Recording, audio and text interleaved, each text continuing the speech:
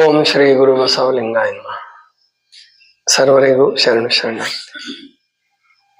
ಸತ್ಯವಚನವ ನುಡಿಯ ಬಲ್ಲಡೆ ಶರಣನೆಂಬೆನು. ಸತ್ಯವಚನವ ನುಡಿಯ ಬಲ್ಲ ಶರಣನೆಂಬೆನು. ಸದಾಚಾರದಲ್ಲಿ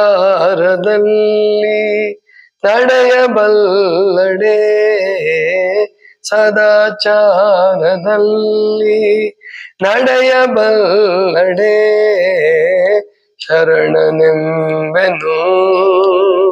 ಶರಣನೆಂಬೆನು, ಶರಣನೆಂಬೆನು, ಶರಣನೆಂಬೆನು.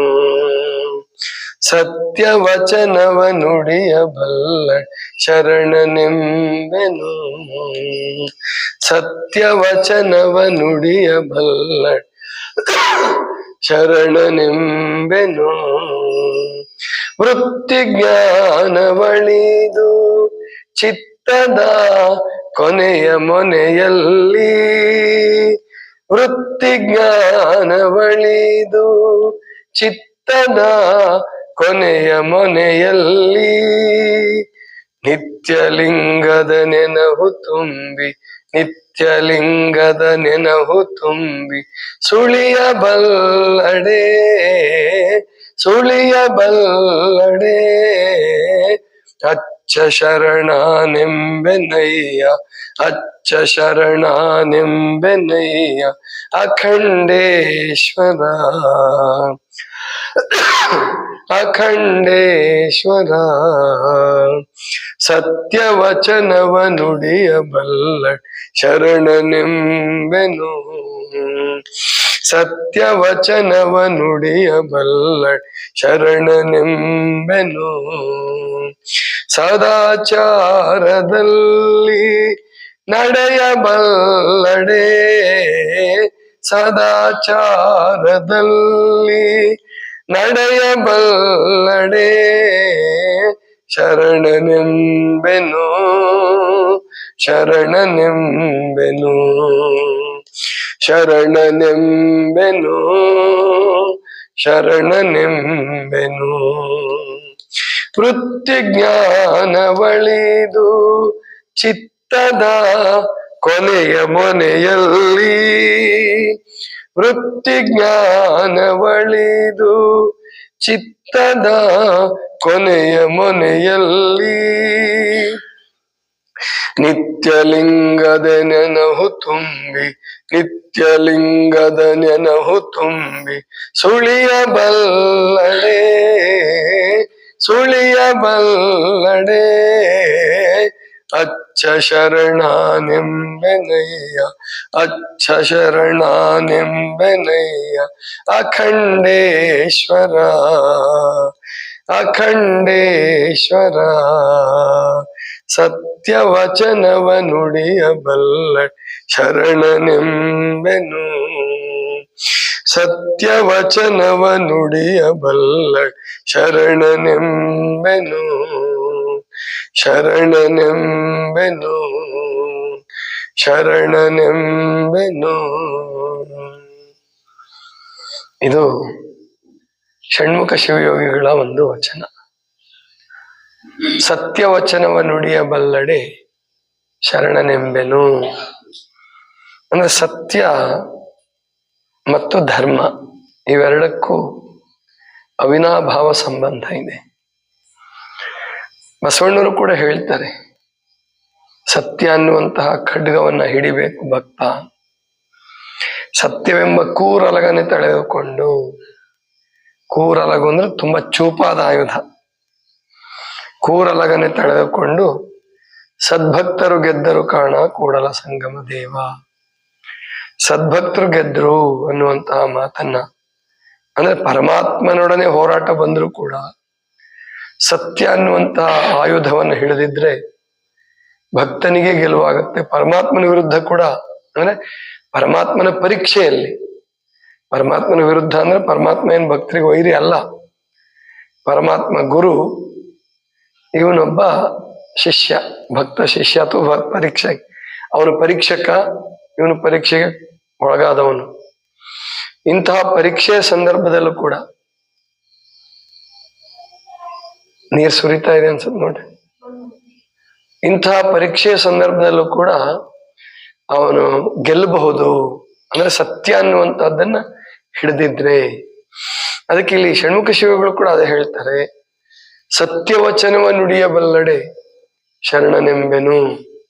ಸದಾಚಾರದಲ್ಲಿ ಸತ್ಯವಚನವ ನುಡಿಯಬಲ್ಲಡೆ ಶರಣನೆಂಬೆನು, ಸದಾಚಾರದಲ್ಲಿ ನಡೆಯಬಲ್ಲಡೆ ಶರಣನೆಂಬನು. ನಡೆನುಡಿ ಶರಣರು ಬಸವಣ್ಣವ್ರ ಕಾಲದಿಂದ ಮತ್ತು ಬಸವ ಪರಂಪರೆಯಲ್ಲಿ ಬಸವ ಮಾರ್ಗದಲ್ಲಿ ಚಲಿಸ್ತಕ್ಕಂಥ ಎಲ್ಲರೂ ಗಮನ ಕೊಡ್ತಕ್ಕಂಥದ್ದು, ಗಮನ ಕೊಡ್ಬೇಕಾದ್ದು ಇದೇನೆ, ನಡೆ ನುಡಿ. ನಡೆ ನುಡಿ ನಡೆ ನುಡಿ ಎರಡೂ ಸಮನ್ವಯವಾಗಿದ್ಬಿಟ್ರೆ, ಎರಡೂ ಒಟ್ಟಾಗಿದ್ರೆ ತಪಸ್ಸಿನ ಅಗತ್ಯವೂ ಇಲ್ಲ ಅಂತ ಹೇಳ್ಬಿಡ್ತಾರ ಅವ್ರು. ಹಿಮಾಲಯಕ್ಕೆ ಹೋಗೋದು, ತಪಸ್ಸು ಮಾಡೋದು ಅದ್ರ ಅಗತ್ಯ ಇಲ್ಲ. ಆ ತಪಸ್ವಿಯನ್ನು ಎಳ್ಕೊಂಡ್ ಬಂದು ಸಂಸಾರದ ನಡುವೆ ಬಿಟ್ರೆ ಅವನ್ ತಪಸ್ಸೆಲ್ಲ ಭಂಗ ಆಗ್ಬಿಟ್ಟು ಅವನು ಸುಳ್ಳು ಹೇಳಕ್ ಶುರು ಮಾಡ್ಬೇಕಾಗತ್ತೆ. ಆದ್ರೆ ಎಲ್ಲರ ನಡುವೆ ಇದ್ದುಕೊಂಡು ಸತ್ಯ ಮಾರ್ಗದಲ್ಲಿ ಸನ್ಮಾರ್ಗದಲ್ಲಿ ನಡೆಯೋದಿದೆಯಲ್ಲ, ಅದು ಎಲ್ಲಾ ತಪಸ್ಸಿಗಿಂತ ದೊಡ್ಡ ತಪಸ್ಸು ಅಂತ ಹೇಳ್ತಾರೆ. ಯಾಕೆಂದ್ರೆ ಅಲ್ಲಿ ಅವನು ಮೊದಲು ಸತ್ಯ ಮಾರ್ಗದಲ್ಲಿ ನಡಿಬೇಕಾದ್ರೆ ಆಸೆ ಆಮಿಷಗಳನ್ನ ಕಡಿಮೆ ಮಾಡ್ಕೋಬೇಕಾಗುತ್ತೆ. ಆಸೆಯನ್ನು ಕಡಿಮೆ ಮಾಡ್ಕೊಳ್ಳೇಬೇಕು, ಅನಿವಾರ್ಯ. ಇಲ್ಲ ಅಂದ್ರೆ ಸುಳ್ಳು ಹೇಳ್ಬೇಕಾಗತ್ತೆ. ಆಸೆ ಜಾಸ್ತಿ ಆದಷ್ಟು, ದುರಾಸೆ ಜಾಸ್ತಿ ಆದಷ್ಟು ಸುಳ್ಳಿನ ಮಾರ್ಗದಲ್ಲಿ ನಡಿಬೇಕಾಗತ್ತೆ, ಕೆಟ್ಟ ಮಾರ್ಗದಲ್ಲಿ ನಡಿಲೇಬೇಕಾಗ್ತದೆ. ಸತ್ಯ ವಚನ ನುಡಿಬೇಕಾದ್ರೆ ಅವನ ಆಸೆಗಳು ಕಡಿಮೆ ಇರಬೇಕು. ಅದಕ್ಕೆ ಭಕ್ತನಿಗೆ ಅಂದ್ರೆ ಶಾಂತಿ ಸಮಾಧಾನ ಸಿಗ್ಬೇಕಾದ್ರೆ ಆಸೆ ಎಂಬುದು ಅರಸಿಂಗಲ್ಲದೆ ಶಿವಭಕ್ತರಿಗುಂಟೆ ಅಯ್ಯ ಅಂತ ಲಕ್ಕಮ್ಮ ತಾಯಿ ಕೂಡ ಹೇಳ್ತಾರೆ. ಅಂದ್ರೆ ಅದು ಬಹಳ ಅಗತ್ಯ ಇದೆ ಭಕ್ತನಿಗೆ. ಅವನು ಇಲ್ಲಿ ಪರಮಾತ್ಮನ ಸಾಮ್ರಾಜ್ಯದಲ್ಲಿ ಬದುಕುವನು. ಈ ಮನುಷ್ಯ ರಾಜ್ಯದ ಸಾಮ್ರಾಜ್ಯದಲ್ಲಿ ಬದುಕಬೇಕಾದ್ರೆ ಮನುಷ್ಯ ರಾಜ ಆಗಿರ್ಬೇಕು. ಇವನು ಭಕ್ತ ಅಲ್ಲಿ ಪ್ರಜೆ ಅಷ್ಟೇ. ಅವನು ಆ ರಾಜನನ್ನು ಮೆಚ್ಚಿಸ್ಬೇಕಾದ್ರೆ ಸುಳ್ಳು ಹೇಳ್ಬೇಕಾಗ್ಬಾರ್ದು. ಅಂದ್ರೆ ಈ ಮನುಷ್ಯ ರಾಜನನ್ನ, ಮಾನವ ರಾಜನನ್ನ ತೃಪ್ತಿಪಡಿಸ್ಬೇಕಾದ್ರೆ ಅಥವಾ ಅವನಿಗೆ ಏನಾದ್ರೂ ಮೆಚ್ಚಿಸ್ಬೇಕಾದ್ರೆ ಸುಳ್ಳು ಹೇಳ್ಬೇಕಾಗ್ಬೋದು, ಸುಳ್ಳು ಹೊಗಳ್ಬೇಕಾಗಿ ಬರ್ಬೋದು. ಆದ್ರೆ ಪರಮಾತ್ಮನನ್ನು ಮೆಚ್ಚಿಸೋದಕ್ಕೆ ಸುಳ್ಳಿನಿಂದ ದೂರ ಆಗೋದೇ ಬಹಳ ಮುಖ್ಯವಾದಂತಹ ಸಂಗತಿ ಆಗುತ್ತೆ. ಸತ್ಯವಚನವ ನುಡಿಯಬಲ್ಲಡೆ ಶರಣನೆಂಬೆನು. ಸದಾಚಾರದಲ್ಲಿ ಸತ್ಯವಚನ ನಡೆಯಬಲ್ಲಡೆ, ಸದಾಚಾರದಲ್ಲಿ ನಡೆಯೋದು ಅವನು ಶರಣ. ಆದ್ರೆ ಸದಾಚಾರ ಅಂದ್ರೆ ಏನು? ಇದು ಸತ್ ಪ್ಲಸ್ ಆಚಾರ, ಸದಾಚಾರ ಅಂತ ಬರ್ತದೆ ಬಿಡಿಸಿದಾಗ, ಸಂಧಿ ಮಾಡಿದಾಗ. ಹಾಗಾದ್ರೆ ಸತ್ ಅಂದ್ರೆ ಯಾವುದು? ಶರಣರ ಪ್ರಕಾರ ಕಾಯಕ ದಾಸೋಹ ಜೀವನ ಇದೆಯಲ್ಲ, ಅದೇ ಸದಾಚಾರ. ಅದಕ್ಕೆ ಬಸವಣ್ಣವರು ಒಂದು ವಚನದಾಗ ಹೇಳ್ತಾರೆ, ಮಾಡುವ ನೀಡುವ ಭಕ್ತನ ಕಂಡಡೆ ನಿಧಿ ನಿಧಾನವ ಕಂಡಂತಾಯಿತು, ಪಾದೋದಕ ಪ್ರಸಾದ ಜೀವಿಯ ಕಂಡಡೆ ಹೋದ ಪ್ರಾಣ ಮರಳಿದಂತಾಯಿತು, ಅನ್ಯರ ಮನೆಗೆ ಹೋಗಿ ತನ್ನ ಉದರವ ಹೊರೆಯದ ಅಚ್ಚ ಶರಣರ ಕಂಡರೆ ನಿಶ್ಚಯವಾಗಿ ಕೂಡಲ ಸಂಗಯ್ಯನೆಂಬೆನು. ಎಂಥ ಅದ್ಭುತವಾದಂತ ಇದು ಅಂತಂದ್ರೆ, ಅಂದ್ರೆ ಏನು ಸದಾಚಾರ ಯಾವ್ದಪ್ಪ ಅಂತಂದ್ರೆ, ಮೊದಲು ಬಸವಣ್ಣವ್ರು ಬರಕ್ ಮುಂಚೆ ಆಚಾರ ಅಂತಂದ್ರೆ ಮಡಿ ಶೀಲ ಅಂದ್ರೆ ನೀರು ಇಂಥದ್ದೇ ಬೇಕು, ಬಾವಿ ನೀರೇ ಬೇಕು, ಅಥವಾ ಇಂಥ ಹೂಪತ್ರನೇ ಬೇಕು, ಇಂಥ ಸಂದರ್ಭಕ್ಕೆ ಪೂಜೆ ಮಾಡ್ಬೇಕು, ಇಂಥ ಅಂದ್ರೆ ಇದು ಶುಭ ಕಾಲ, ಅದು ಅಶುಭ ಕಾಲ, ಇದೆಲ್ಲ ಹೇಳಿ ಅದನ್ನ ಆಚಾರದಲ್ಲಿ ಸೇರಿಸ್ಬಿಟ್ಟಿದ್ರು. ಆದ್ರೆ ಶರಣರು ಈ ಆಚಾರದ ವ್ಯಾಖ್ಯೆಯನ್ನೇ ಸಂಪೂರ್ಣವಾಗಿ ಬದಲಾಯಿಸ್ಬಿಟ್ರು. ಸದಾಚಾರದಲ್ಲಿ ನಡೆಯೋದೇ ಅದೇ ಶ್ರೇಷ್ಠವಾದ ಸದಾಚಾರ. ಅಂದ್ರೆ ಯಾವ್ದಪ್ಪ ಅಂದ್ರೆ ಸ್ವಾವಲಂಬಿಯಾಗಿ ಬದುಕೋದು, ಕಾಯಕ ಜೀವನವನ್ನು ನಡೆಸೋದು. ಇವತ್ತು ನಮ್ಮ ಮಡಿವಾಳ ಇನ್ನೊಂದು ಕಾಯಕ ಶುರುವಾಯಿತು. ಇವತ್ತು ಬೆಳಗ್ಗೆ ಏನು ಯೋಗ ಹೇಳಿದ್ದು ಎಲ್ರಿಗೂ ಸಂತೋಷ ಆಗಿದೆ, ಎಲ್ಲರೂ ಸಂತೋಷ ವ್ಯಕ್ತಪಡಿಸ್ತಾ ಇದ್ರು. ಅದು ಒಂದು ಕಾಯಕನೇ. ಅಂದ್ರೆ ಇನ್ನೊಬ್ಬರ ಶರೀರದ ತಾನು ಯೋಗ ಮಾಡಿಸಿದ್ರೆ ಅವ್ರ ಶರೀರದಿಂದ ಬೆವರು ಸುರಿಸಿದ್ರಲ್ಲ, ಆಗ ಗುರು ಕಾಯಕ ಮಾಡ್ದಂಗ ಆಯ್ತು. ಹೇಳ್ಕೊಡ್ತಕ್ಕಂತಹ ಯೋಗ ಟೀಚರ್, ಯೋಗ ಶಿಕ್ಷಕ ಕಾಯಕ ಜೀವಿ ಆದ. ಅಲ್ಲಿ ಯೋಗ ಮಾಡುವವರು ಭಕ್ತರಾದರು, ಯೋಗ ಮಾಡಿಸುವವರು ಅವರು ಶಿಕ್ಷಕರಾದರು, ಗುರುಗಳಾದರು. ಆದ್ರಿಂದ ಆ ಯೋಗ ಮಾಡಿಸೋದು ಕಾಯಕ, ಜ್ಞಾನ ಪ್ರಸಾರ ಅದು ಕಾಯಕ, ಒಂದು ವಿದ್ಯೆ ಹೇಳ್ಕೊಟ್ರೆ ಅದು ಕೂಡ ಕಾಯಕ. ಅಂದ್ರೆ ನಮ್ಮ ಬದುಕು ಸ್ವಾವಲಂಬಿ ಆಗಿರ್ಬೇಕು, ಇನ್ನೊಬ್ಬರ ಮೇಲೆ ಅವಲಂಬನೆ ಆಗಿರಬಾರ್ದು. ಯಾವುದೋ ರೂಪದಲ್ಲಿ ನಮ್ಮ ಶರೀರ ಬಳಕೆ ಆಗ್ಬೇಕು, ನಮ್ಮ ವಿದ್ಯೆ ಬಳಕೆ ಆಗ್ಬೇಕು, ನಮ್ಮ ಮನಸ್ಸು ಬಳಕೆ ಆಗ್ಬೇಕು, ಮಾನಸಿಕ ಶಕ್ತಿ ಬಳಕೆ ಆಗ್ಬೇಕು. ಇದು ಸದಾಚಾರ ಶರಣರ. ಆಮೇಲೆ ಬಂದಿದ್ರಲ್ಲಿ ದಾಸೋಹ ಮಾಡೋದು, ನನಗೆ ಬೇಕು, ಬಂದಿದ್ದ ಹಣ ಎಲ್ಲ ನನಗೆ ಇರ್ಲಿ ತುಂಬಿಟ್ಕೊಂಡ್ರೆ ಅವನೊಬ್ಬ ಉದ್ಯಮಿ ಆಗ್ತಾನೆ, ರಾಜ ಆಗ್ತಾನೆ. ಆದ್ರೆ ಬಂದಿದ್ದನ್ನ ದಾಸೋಹ ಮಾಡುವವನು ಭಕ್ತನಾಗ್ತಾನೆ. ಆದ್ರಿಂದ ಅದೇ ಸದಾಚಾರ. ಸದಾಚಾರದಲ್ಲಿ ನಡೆಯೋದಂದ್ರೆ ಕಾಯಕ, ದಾಸೋಹ, ಪ್ರಸಾದ. ಆಮೇಲೆ ಮುಂದೆ ಹೇಳ್ತಾರೆ, ವೃತ್ತಿಜ್ಞಾನ ಒಳಿದು ಚಿತ್ತದ ಕೊನೆಯ ಮೊನೆಯಲ್ಲಿ ನಿತ್ಯಲಿಂಗದ ನೆನಹು ತುಂಬಿ ಸುಳಿಯಬಲ್ಲಡೆ ಅಚ್ಚ ಶರಣನೆಂಬೆನೆಯ ಅಖಂಡೇಶ್ವರ. ವೃತ್ತಿಜ್ಞಾನ ಒಳಿದು, ವೃತ್ತಿಜ್ಞಾನ ಅಂದ್ರೆ ಇದೇನೆ. ವೃತ್ತಿ ಅಂತಂದ್ರೆ ಈ ನಮ್ಮ ಏನು ಶರಣರು ಆ 3 ಮಲಗಳನ್ನು ಹೇಳ್ತಾರೆ, ಆಣವ ಮಲ, ಮಾಯಾಮಲ, ಕಾರ್ಮಿಕ ಮಲ ಅಂತ ಹೇಳ್ಬಿಟ್ಟು. ಆಣವ ಮಲ, ಕಾರ್ಮಿಕ ಮಲ, ಆಣವ ಮಲ, ಮಾಯಾಮಲ, ಕಾರ್ಮಿಕ ಮಲ. ಆಣವ ಮಲ ಅಂದ್ರೆ ಅತ್ಯಂತ ಸೂಕ್ಷ್ಮವಾದದ್ದು, ಅದು ಕಾರಣ ಶರೀರಕ್ಕೆ ಅಂಟ್ಕೊಂಡಿರ್ತಕ್ಕಂಥದ್ದು.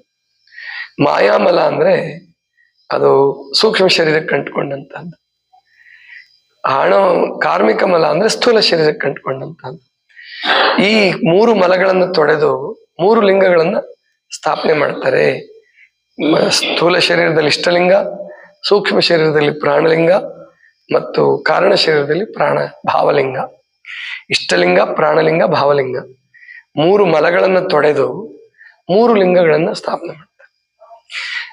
ಹಾಗೇನೆ ಈ ವೃತ್ತಿಗಳಿಗೂ ಕೂಡ 3 ಪ್ರಕಾರ ಇರುತ್ತೆ: ವಾಸನೆಗಳು, ಸಂಸ್ಕಾರಗಳು ಮತ್ತು ವೃತ್ತಿಗಳು.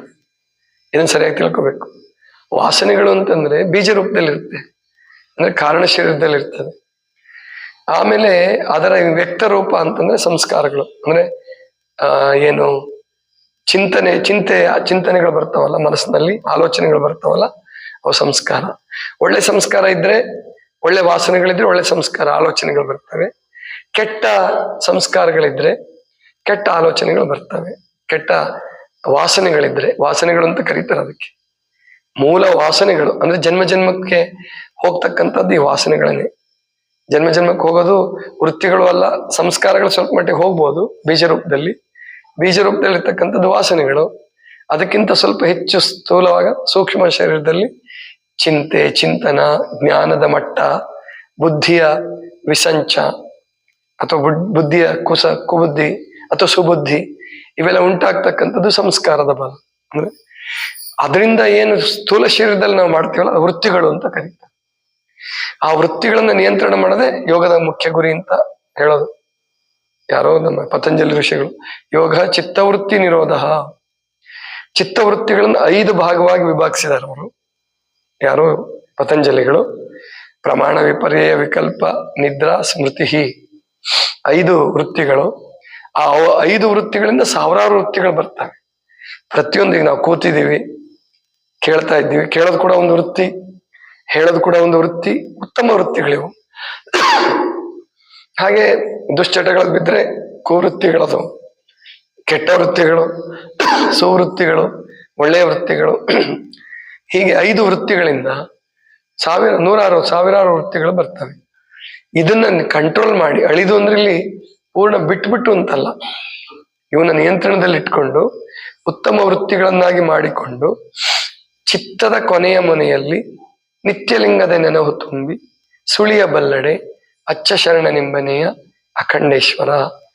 ಚಿತ್ತದ ಕೊನೆಯ ಮನೆಯಲ್ಲಿ, ಚಿತ್ತದ ಕೊನೆ ಅಂದ್ರೆ ಯಾವ್ದು ಹಾಗಾದ್ರೆ? ಚಿತ್ತದ ಕೊನೆ ಅಂದ್ರೆ ಮನಸ್ಸಿನ ಅತ್ಯಂತ ಆಳವಾದ ಭಾಗ. ಅಂದ್ರೆ ಕನಸು ಮನಸ್ಸಿನಲ್ಲಿಯೂ ಕೂಡ, ಸುಷುಪ್ತಾವಸ್ಥೆಯಲ್ಲಿಯೂ ಕೂಡ ಪರಮಾತ್ಮನ ನೆನಹು ಇದ್ರೆ ಅದು ಚಿತ್ತದ ಕೊನೆಯ ಮನೆಯಲ್ಲಿ ನಿತ್ಯಲಿಂಗದ ನೆನಹು ತುಂಬಿ ಸದಾಕಾಲ ಪರಮಾತ್ಮನನ್ನ ಸ್ಮರಣೆ ಮಾಡಿದ್ರೆ ಅವನೇ ಅಚ್ಚ ಶರಣ ಅನ್ನುವಂತಹ ಮಾತನ್ನು ಹೇಳ್ತಾರೆ. ಇದರ ಅರ್ಥ ಏನಾಗದ್ರೆ, ನಮ್ಮ ಎಲ್ಲಾ ಕೆಲಸಗಳನ್ನ ಬಿಟ್ಬಿಟ್ಟು ಯಾವಾಗ್ಲೂ ಓಂ ನಮಃ ಶಿವಾಯ ಜಪ ಮಾಡ್ಕೊಂತಾನೆ ಕೂಡ್ಬೇಕಾ? ಖಂಡಿತ ಅಲ್ಲ. ಕೆಲಸ ಮಾಡೋದನ್ನೇ ಪ್ರೀತಿಯಿಂದ, ಭಕ್ತಿಯಿಂದ, ಶುದ್ಧ ಅಂತಃಕರಣದಿಂದ ಮಾಡಿದ್ರೆ ಅದು ಕೂಡ ಕಾಯಕವೇ, ಅದು ಲಿಂಗದ ನೆನಹೇ. ಯಾವುದೇ ಕೆಲಸ ಮಾಡಿ, ನಾನು ಹೇಳ್ತಿದ್ದೆ, ನಾನು ಒಂದು ಕಸ ಹೊಡಿತಕ್ಕಂಥದ್ದಿರ್ಬೋದು, ಕಸ ಗುಡಿಸ್ತಕ್ಕಂಥದ್ದಿರ್ಬೋದು, ಒಂದು ಶೌಚಾಲಯವನ್ನ ಶುಚಿ ಮಾಡ್ತಕ್ಕಂಥದ್ದಿರ್ಬೋದು, ಯಾವುದನ್ನೇ ಮಾಡಿದ್ರು ಕೂಡ ಅದನ್ನ ಮನಸ್ಸು ಇಟ್ಟು ಮನಮುಟ್ಟಿ ಮಾಡಿದ್ರೆ, ಅದನ್ನ ಶ್ರದ್ಧೆಯಿಂದ ಮಾಡಿದ್ರೆ ಅದು ಲಿಂಗದ ನೆನಹೇ. ಅದನ್ನೇ ಶರಣರು ತೋರಿಸ್ಕೊಟ್ರು. ಅದನ್ನೇ ಕಸ ಗುಡಿಸುವ ಸತ್ಯಕ್ಕನಿಗೂ ಪರಮಾತ್ಮನ ಸಾಕ್ಷಾತ್ಕಾರ, ಲಿಂಗದ ಸಾಕ್ಷಾತ್ಕಾರ. ಮಲಹಾರ ಕಾಯಕದ ಚಿಕ್ಕ ದೇವಯ್ಯ ಅಂತ ಬರ್ತಾನೆ. ಅವನು ಕಾಯಕ ಪ್ರಾಯಶಃ ಮಲಹಾರ ಅಂದ್ರೆ ಅವನು ಕಸ ತೆಗೆಯೋದೇನೆ, ಕಸ ತೆಗಿತಕ್ಕಂತ ಕಾಯಕ ಮಾಡ್ತಿದ್ದ. ಅವನು ವಚನಾಂಕಿತವೇ ಬಹಳ ಅದ್ಭುತವಾಗಿದೆ. ಇವ್ರದ್ದೆಲ್ಲ ಮುಂದೆ ವಚನಾಂಕಿತ ಪುಸ್ತಕದಲ್ಲಿ ಬರುತ್ತದು. ವಚನಾಂಕಿತಗಳ ವಿಶೇಷ ಬರ್ತದೆ. ಪ್ರತಿಯೊಬ್ಬ 12ನೇ ಶತಮಾನದ ಪ್ರತಿಯೊಬ್ಬ ಶರಣರ ವಚನಾಂಕಿತಗಳು ಬರುತ್ತೆ ಅಂತ ಕಾಣುತ್ತೆ. ಇದು ಹೀಗೆ ನಾವು ತಿಳ್ಕೋಬೇಕು. ಚಿತ್ತದ ಕೊನೆಯ ಮನೆಯಲ್ಲಿ ಲಿಂಗವನ್ನು ತುಂಬಿಕೊಳ್ಳೋದು ಅಂದ್ರೆ ಮತ್ತೆ ಯಾವಾಗ್ಲೂ ಲಿಂಗ ನೋಡ್ಕೊಂತ ಕೂಡ್ರಿ, ಎಲ್ಲ ಕೆಲಸ ಬಿಟ್ಟು ಬಿಡ್ರಿ, ಇನ್ನೊಬ್ಬರ ಮೇಲೆ ಅವಲಂಬನೆ ಆಗ್ರಿ ಅಂತಲ್ಲ, ಖಂಡಿತ ಅಲ್ಲ. ಮಾಡುವ ಕೆಲಸ ಕಾಯಕ, ಆಡುವ ಮಾತು ಮತ್ತು ಆಲೋಚನೆಗಳು ಎಲ್ಲವೂ ಶುದ್ಧವಾಗ್ತಾ ಬಂದ್ರೆ, ಒಳ್ಳೆವಾಗ್ತಾ ಬಂದ್ರೆ ಅದೇ ಲಿಂಗದ ನೆನಹು. ಇದಿಷ್ಟು ಇವತ್ತಿನ ಚಿಂತನ. ಸರ್ವರಿಗೂ ಶರಣ ಶರಣ.